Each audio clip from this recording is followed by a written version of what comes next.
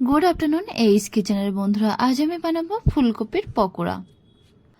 বিকালে চায়ের সাথে কিংবা দুপুরবেলা গরম ভাত আর ডালের সঙ্গে খেতে কিন্তু খুবই ভালো লাগে। তো চলুন ফুলকপির পকোড়া রেসিপিটা দেখে নেওয়া যাক। ফুলকপির পকোড়া বানানোর জন্য এখানে আমি নিয়েছি একটা ফুলকপি, দুটো ডিম, দুটো মিডিয়াম সাইজের পেঁয়াজ, কিছুটা কাঁচা লঙ্কা, আদা এবং ধনিয়া পাতা। প্রথমে ফুলকপিটাকে কেটে নেব। দেখুন ফুলকপিটাকে দুটো ভাগে ভাগ করে নেব, তারপরে মাঝখান থেকে এভাবে কেটে নেব। নেওয়ার পরে দেখে নিচ্ছি এর ভিতরে পোকা আছে কিনা।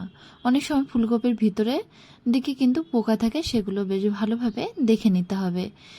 দেখা হয়ে গেছে, এবার ফুলকপিগুলো ছোট ছোট পিস করে নেব। দেখুন ফুলকপিগুলো একটু ছোট করে পিস করে নিচ্ছি। দেখুন গোটা ফুলকপিটা ছোট ছোট পিস করে কেটে নিয়েছি। এবার এই ফুলকপিগুলো বেশ ভালো করে ধুয়ে নেব।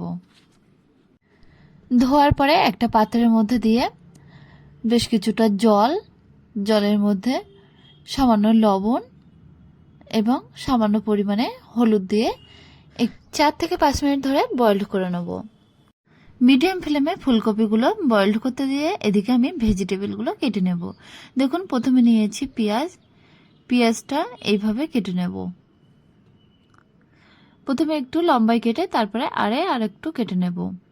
এরপরে আদাটা ছোট ছোট করে কুচিয়ে নেব। এরপরে লঙ্কাটাও কিন্তু একদম ছোট করে কেটে নেব।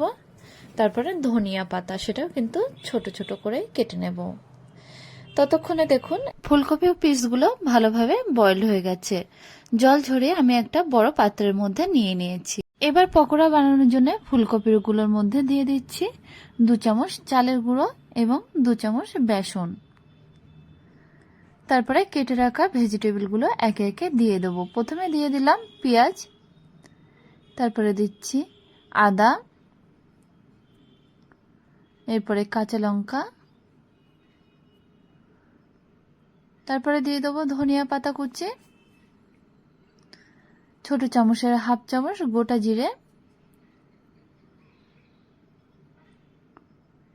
হাফ চামচ বিট লবণ, হাফ চামচ গরম মশলার পাউডার, হাফ চামচ কাশ্মীরি লঙ্কার পাউডার, হাফ চামচ গোলমরিচের পাউডার এবং সামান্য পরিমাণে হলুদ, আর 1 চামচ সয়া সস দিয়ে দেবো।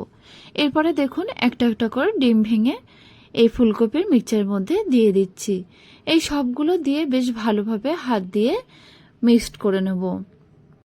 ফুলকপির সাথে মশলাগুলো মিক্সড করার সময় কোনো জল ইউজ করছি না, কেননা ফুলকপিগুলো ভাপানো আছে আর এদিকে যেহেতু ডিমটা দিয়েছি ডিম লিকুইড, এই জন্যে আর জল দেওয়ার প্রয়োজন নেই।